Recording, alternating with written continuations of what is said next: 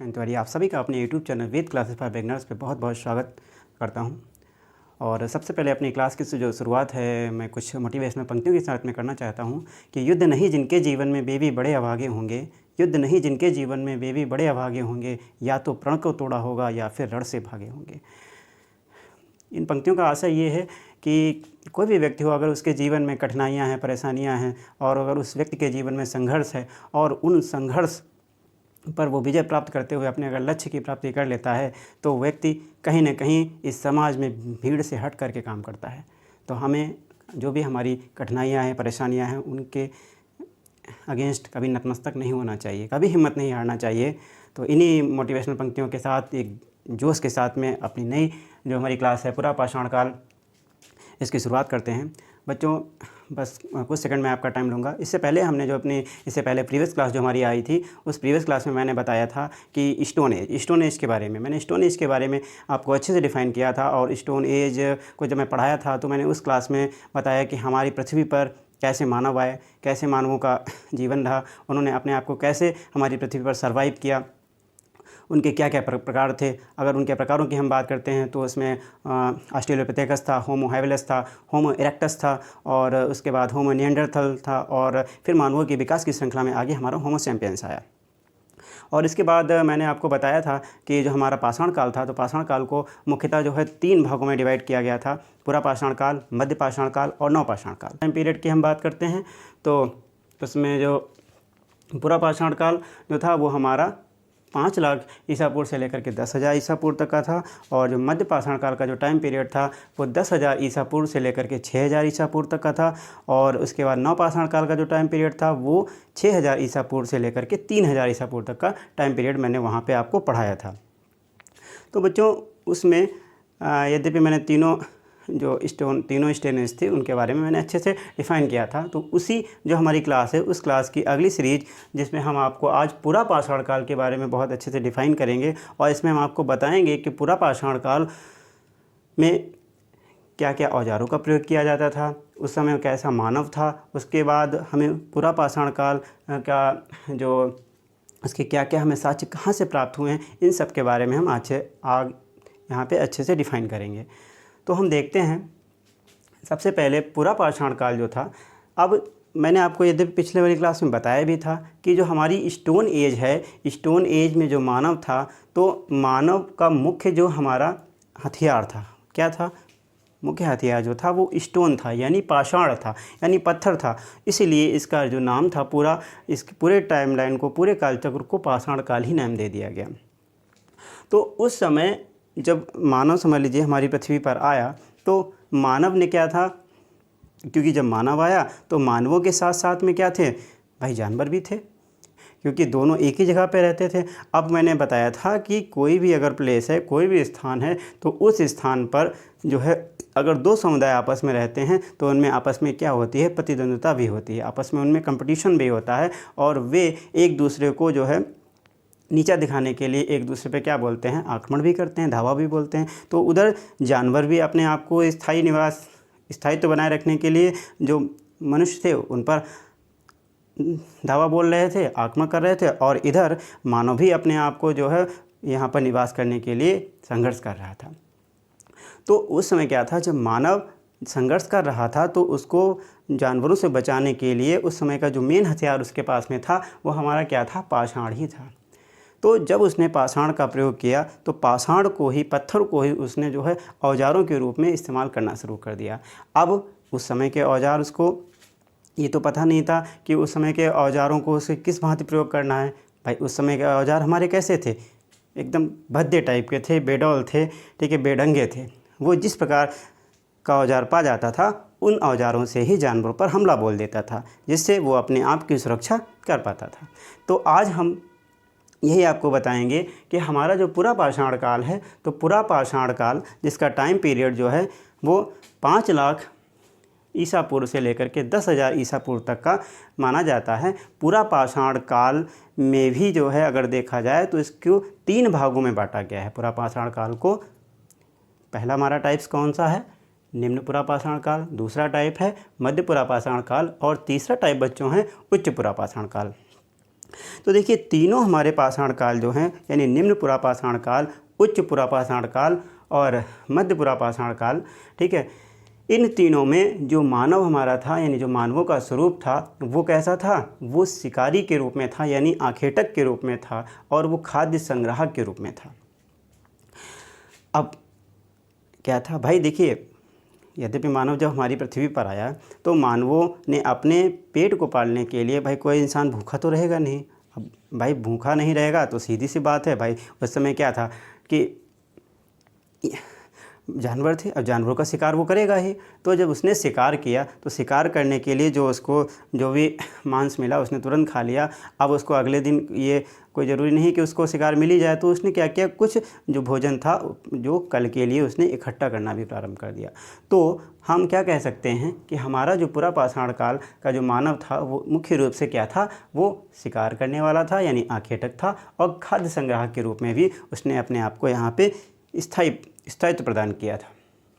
अच्छा, अभी मैंने आपको बताया था कि उनके औजार कैसे थे। उनके औजार भद्दे, बेडौल और अपरिष्कृत रूप में थे। यानी अपरिष्कृत का मतलब होता है कि उनमें कोई भी ज़्यादा मॉडिफिकेशन नहीं था। आजकल के तरह मॉडिफिकेशन मतलब कोई भी नवीनीकरण नहीं था। जैसा जो पाया वो उन्होंने जो है जानवरों के ऊपर फेंकना या मारना शुरू कर दिया। चलिए आगे आते हैं अपने इस क्लास में। मैंने अभी आपको बताया है कि पुरापाषाण काल को हम क्या करते हैं बच्चों, 3 भागों में डिवाइड करते हैं। पहला हमारा है निम्न पुरापाषाण काल, फिर मध्य पुरापाषाण काल, और फिर आगे उच्च पुरापाषाण काल। देखिए ये क्लास आपकी बहुत बहुत इम्पॉर्टेंट है। और देखिए अगर मैं जो है पुरापाषाण काल जो मैंने आप पिछली वाली क्लास में बताया था, और अगर मैं ये चीज़ ना डिफ़ाइन करता और सीधे मैं अगर मध्य पाषाण काल पे पहुंच जाता तो कहीं ना कहीं आपकी ये चीज़ आपकी छूट जाती, और बहुत से क्वेश्चन जो हैं यहाँ से पुटअप कर लिए जाते हैं और फिर वो हमारे क्या होते हैं, स्किप हो जाते हैं, हमें नहीं पता होते हैं, और हमारे जो एग्ज़ाम्स हैं फिर उसमें कहीं ना कहीं नंबर हम अन्य बच्चों की अपेक्षा पीछे चले जाते हैं। इसीलिए मैं आपको बहुत डीप में पढ़ा रहा हूँ, और मुझे पूरी उम्मीद है कि अगर आप मेरे द्वारा पढ़ाया हुआ जो भी हम कंटेंट हम दे रहे हैं, अगर आप इनको अच्छे से जो है पढ़ लेते हैं, याद कर लेते हैं, तो मुझे नहीं लगता है कि वो आपका कोई भी एग्ज़ाम हो। और जो देखिए मैं आप जो कंटेंट लेके चल रहा हूँ, मैं आपको बच्चों बता भी दूँ, ये हमारा कंटेंट जो है वो संघ लोक सेवा आयोग या राज्य के किसी भी PSC लेवल का एग्ज़ाम, राज्य का किसी भी लोक सेवा आयोग का एग्ज़ाम हो, चाहे उत्तर प्रदेश लोक सेवा आयोग का हो, चाहे राजस्थान लोक सेवा आयोग का हो, चाहे बिहार लोक सेवा आयोग का हो, चाहे किसी भी स्टेट का एग्ज़ाम हो, चाहे SSC लेवल का GS का एग्ज़ाम हो, उन सभी में इन क्वेश्चनों से बाहर क्वेश्चन नहीं जाएंगे, क्योंकि मैं बहुत डीप में लेकर के चल रहा हूँ। और इसको पढ़ाने के बाद जब मैं पूरे कोर्स को ये GS का ख़त्म कर दूँगा, ठीक है, हर टॉपिक को जब मैं ख़त्म करूँगा उसके बाद में इसके जो है जो प्रीवियस ईयर्स के क्वेश्चन पेपर्स होंगे वो भी आपके सामने आएंगे। तो आगे बढ़ते हैं। मैंने आपको बताया कि हमारा जो पुरापाषाण काल है, पुरापाषाण काल को 3 भागों में डिवाइड किया है, निम्न पुरापाषाण काल, मध्य पुरापाषाण काल और उच्च पुरापाषाण काल। जो निम्न पुरापाषाण काल है बच्चों, ये इसका जो टाइम पीरियड है वो 5 लाख ईसा पूर्व से लेकर के 60,000 ईसा पूर्व तक माना जाता है। ऐसे ही जो हमारा मध्य पुरापाषाण काल है उसका टाइम पीरियड जो है वो 60,000 ईसा पूर्व से लेकर के 40,000 ईसा पूर्व तक माना जाता है। और इसके बाद जो उच्च पुरापाषाण काल का टाइम पीरियड है वो 40,000 ईसा पूर्व से लेकर के 10,000 ईसा पूर्व तक माना जाता है। इतनी चीज़ क्लियर हो गई होगी। देखिए ये अभी मैं पुरापाषाण काल को ही आज अच्छे से डिफ़ाइन कर रहा हूँ, ठीक है। इसके बाद मध्य पाषाण काल आएगा, फिर नवपाषाण काल आएगा। आगे बात करते हैं। अब देखिए एक एक चीज़ मैं लेकर चलूँगा। सबसे पहले हमारा जो निम्न पुरापाषाण काल था, निम्न पुरापाषाण काल में मैं बताऊँगा कि उनके जो मानव थे कैसी जीवन शैली थी, क्या औजार थे और कहाँ कहाँ से इसके हमको साक्ष्य प्राप्त हुए हैं। निम्न पुरापाषाण काल को कुछ पुरातत्ववेत्ताओं ने, कुछ उत्खननकर्ताओं ने या भूवैज्ञानिकों ने इसको जो एक नाम दिया है उसका नाम बोला जाता है निम्न प्लीस्टोसीन। बहुत कंपटीशन एग्जाम में पूछा जाता है कि प्लीस्टोसीन या न्यून प्लीस्टोसीन के नाम से किस एज को जाना जाता है, किस स्टोन एज को जाना जाता है, तो आप सीधा बोल सकते हैं कि निम्न पुरापाषाण काल को निम्न प्लीस्टोस्टोन के नाम से जाना जाता है। ऐसे ही मध्य पुरापाषाण काल को मध्य प्लीस्टोस्टीन के नाम से जाना जाता है। और आगे आ जाएं उच्च पुरापाषाण काल को हम उच्च प्लीस्टोस्टीन के नाम से जानते हैं। यद्यपि मैंने अभी इससे पहले बताया ही है कि पुरापाषाण काल में जो मानव था वो हमारा मुख्य रूप से शिकारी था और भोजन को संग्रह करने वाला था। इसलिए इस तीनों काल में की बात करें, निम्न पुरापाषाण काल, मध्य पुरापाषाण काल और उच्च पुरापाषाण काल के जो मानवों की बच्चों जीवन शैली थी वो आखेटक खाद्य संग्राहक के रूप में थी। यहाँ भी देखिए मध्य पाषाण पुरापाषाण काल में आखेटक खाद्य संग्राहक के रूप में, और यहाँ भी आखेट तथा खाद्य संग्राहक के रूप में था, यानी शिकार करता था। उसकी जीवन शैली यही थी, क्योंकि वो पूरी इसकी दिनचर्या यही थी कि वो जानवरों का शिकार करते थे। शिकार करने के बाद में जो भी मांस मिलता था उनको आपस में मिल बांट के खाते थे और कल के लिए सुरक्षित भी रखते थे। अर्थात उन्होंने जो है अपने सामान को, अपने जो भी उनका जो खाने वाला सामान था उसको इकट्ठा करना भी सीख लिया था। और मैं आगे बता दूं कि जो निम्न पुरापाषाण काल में एक बहुत इम्पॉर्टेंट चीज़ बताने जा रहा हूं कि निम्न पुरापाषाण काल में जो मानव था उसे जो है आग के बारे में पता लग चुका था, यानी अग्नि से उसका परिचय हो गया था। परंतु उस काल के जानवर को ये नहीं मालूम था कि अग्नि का प्रयोग कैसे किया जाता है। मतलब अग्नि के बारे में जानकारी उसको हो गई थी, अब कैसे भी जानकारी मिली, कहाँ से भी मिली, लेकिन इतनी जानकारी इसको मिल चुकी थी कि आग क्या चीज़ होती है, लेकिन उसका वो प्रयोग करना नहीं जानता था। उस समय का जो मानव था, ये बहुत इंपॉर्टेंट क्वेश्चन है, पूछा भी जाता है कि निम्न पुरापाषाण काल का जो मानव था वो होमो इरेक्टस था। क्या नाम था? होमो इरेक्टस। देखिए बहुत इंपॉर्टेंट है, इस काल का जो हमारा मानव था वो होमो इरेक्टस मानव था। ये होमो इरेक्टस मानव ने सबसे पहले ही समझ लीजिए जो निम्न पुरापाषाण काल के जो औजार थे इनका प्रयोग करना स्टार्ट किया था। इसमें अब कौन कौन से उसके औजार थे ज़रा इस पर भी हम बात कर लेते हैं। कोर औजार जैसे हस्त कुठार, क्लीवर और चॉपिंग औजार। अब देखो समझो कि क्या होता है कोर औजार, क्या होता है क्लीवर और क्या होता है चॉपिंग औजार। अगर डैशबोर्ड होता तो मैं अभी आपको फिगर के साथ समझाता, लेकिन कोई नहीं, मैं आपको ऐसे समझाता हूँ। देखिए जो हस्त कुठार, मैंने इससे भी पहले आपको बताया था कि हस्त कुठार का मतलब होता है जो हमारी लकड़ी की बनी हुई जो कुल्हाड़ी होती है उसको हस्त कुठार के नाम से जाना जाता है। और ये इसे सबसे पहले रॉबर्ट ब्रूसफुट नाम के एक जो पुरातत्ववेत्ता थे, उत्खननकर्ता थे, उन्होंने सबसे पहले जो है इसकी खोज की थी, हस्त कुठार की खोज की थी। कहाँ पर की थी? पल्लवरम नामक स्थान पर, जो कि दक्षिण भारत में एक स्थान है, वहाँ पर इसकी खोज इन्होंने की थी। तो उस समय के जो औजार थे वो लकड़ी के बनी कुल्हाड़ी के टाइप के। फिर उसके बाद क्लीवर, क्लीवर का मतलब जैसे होता है कि क्लीवर का मतलब जैसे कोई भी अगर हमारा पत्थर है, पत्थर का एक टुकड़ा जो है एक साइड में उसको नुकीला बना दिया जाए तो वो क्लीवर का रूप ले लेता है। ऐसे ही चॉपिंग औजार थे। चॉपिंग का मतलब एक ऐसा पत्थर जिसको किसी भी चीज़ को जो है कूचने में इसका प्रयोग किया जाता है, वो हमारा चॉपिंग कहलाता है। चॉपिंग मीन्स होता ही कूचना होता है। जैसे आप सिलवट्टा देखा होगा, घरों में जनरली प्रयोग किया जाता है, तो सिलवट्टे पे जो सिलवट्टा जो होता है उस पर जो ऊपर की चीज़ से कूचा जाता है चटनी को, तो वो अगर हो तो वो चॉपर कहलाता है। तो जो हमारे उस समय के जो पत्थर थे वो ऐसे थे, बेडौल ढंग के थे, जो उसमें से कुछ पत्थर नुकीले थे और कुछ जो है कूचने वाले पत्थर थे, तो वो हमारे क्या थे? चॉपिंग औजार के अंतर्गत आते थे। तो इन सभी औजारों का प्रयोग किसने किया था? होमो इरेक्टस नाम के मानव ने किया था। अच्छा, इतनी चीज़ आपको क्लियर हो गई होगी। देखिए जीवन शैली कैसी थी, मानव पता लग गया कैसा था, औजार पता लग गए कैसे थे। अब भाई अगर कोई कहता है कि निम्न पुरापाषाण काल के कैसे आपको साक्ष्य कहाँ से प्राप्त हुए, तो वो भी देख लीजिए, सबसे इम्पॉर्टेंट है, ये बहुत पूछा जाता है। बता दूं आपको कि जो हमारे उत्तर प्रदेश के प्रयागराज नामक जो हमारा शहर है उसके पास में एक जगह मिलती है बेलन घाटी। बेलन घाटी को मैं बताता हूँ। बेलन घाटी, ये तो चलिए पुरापाषाण काल की बात है। बेलन घाटी एक ऐसी समझ लीजिए स्थल है, बेलन घाटी को पुरापाषाण काल, मध्यपाषाण काल और नवपाषाण काल तीनों की समझ लीजिए जननी कहा जाता है। यानी तीनों स्थलों के जो साक्ष्य हैं, तीनों कालों के साक्ष्य हमारी बेलन घाटी से प्राप्त होते हैं।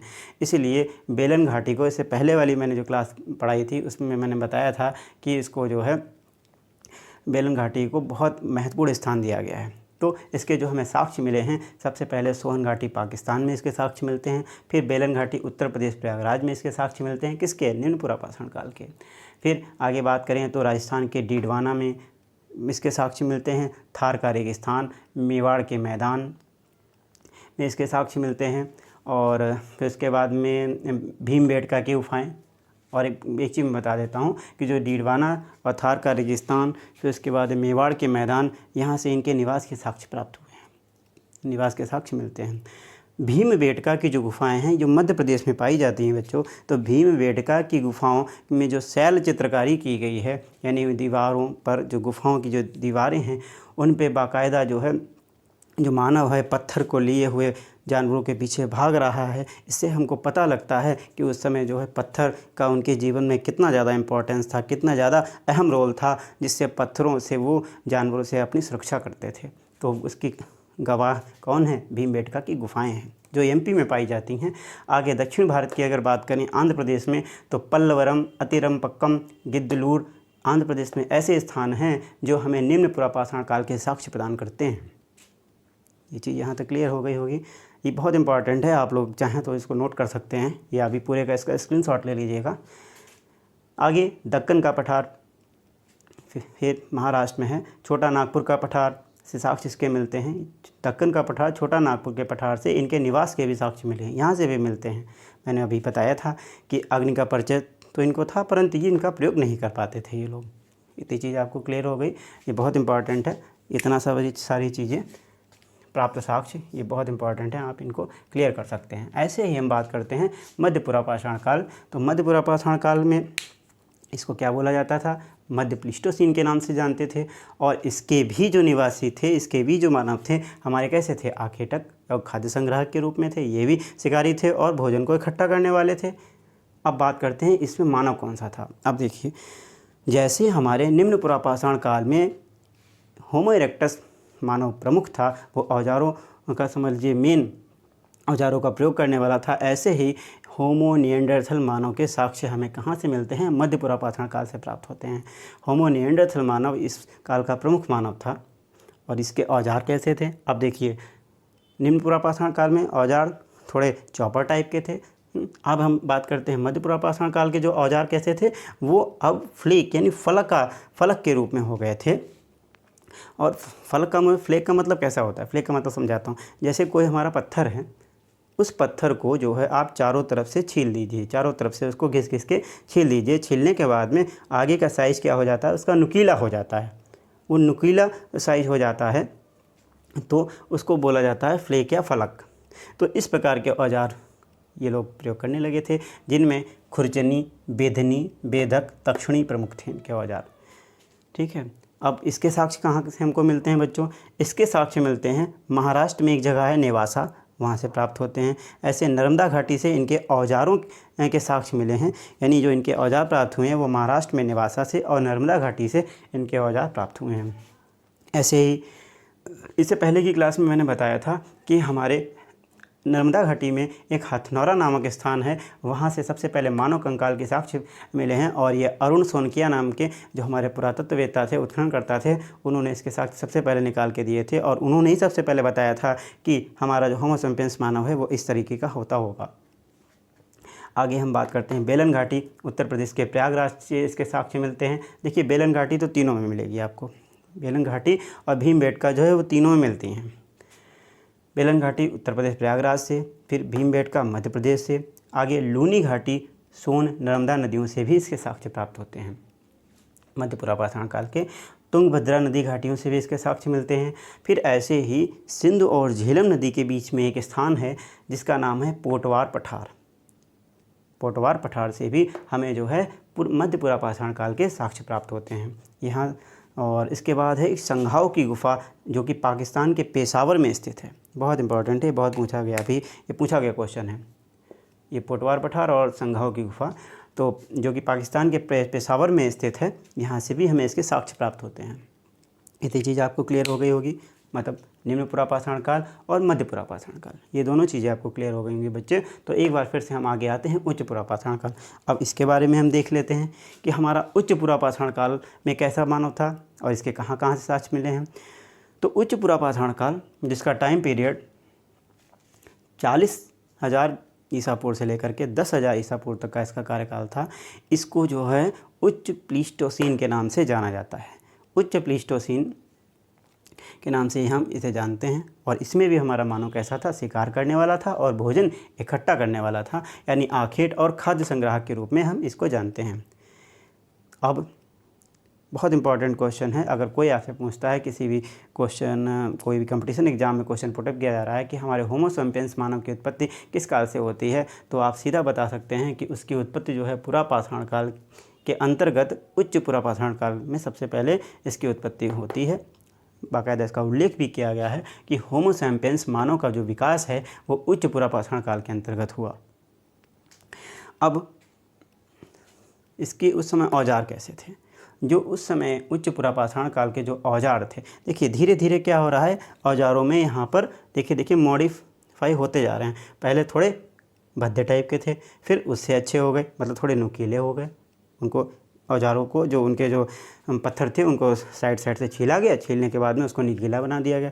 अब देखिए जब उच्च पुरापाषाण काल में हम आ गए तो जो वो छिले हुए हमारे पत्थर थे उनको और ज़्यादा मॉडिफाई कर दिया गया, और ज़्यादा परिष्कृत कर दिया गया, और जो पत्थर था, पत्थर को छीला गया। छीलने के बाद में जैसे ये मान थोड़ी देर के सपोज कीजिए, जैसे ये हमारा पत्थर है, अब पत्थर को साइड साइड से ऐसे हम छील देते हैं। छीलने के बाद में क्या है, पेंसिल के नुमा की एक जो चोन बन जाएगी ना। चोन जब बनेगी उसके आगे आप ऐसे ब्लेड लगा दें, तो देखिए कितना अच्छा वो हमारा औजार बन गया। सेम ऐसे ही क्या किया इन्होंने, फ्लेक पर बने ब्लेड, जो पत्थर को छीला अच्छे से, छीलने के बाद में जो ब्लेड टाइप जो कोना बन गया, आगे जो ब्लेड लगा दिया उससे हमारी एक नई समझ लीजिए वेपन तैयार हो गया, वेपन औजार तैयार हो गया। उसे हम खुरचनी, बेदनी, आरी, तक्षणी, चाकू के रूप में उन्होंने पुकारा, और जो भी बोला हो। उसके बाद उस काल में हड्डी के भी बने औजार पाए गए। ये बहुत ध्यान रखिएगा कि सबसे पहले हड्डी के बने औजार उन जो है का प्रयोग जो है सबसे पहले उच्च पुरापाषाण काल में किया गया, क्योंकि उन्होंने हड्डियाँ पाई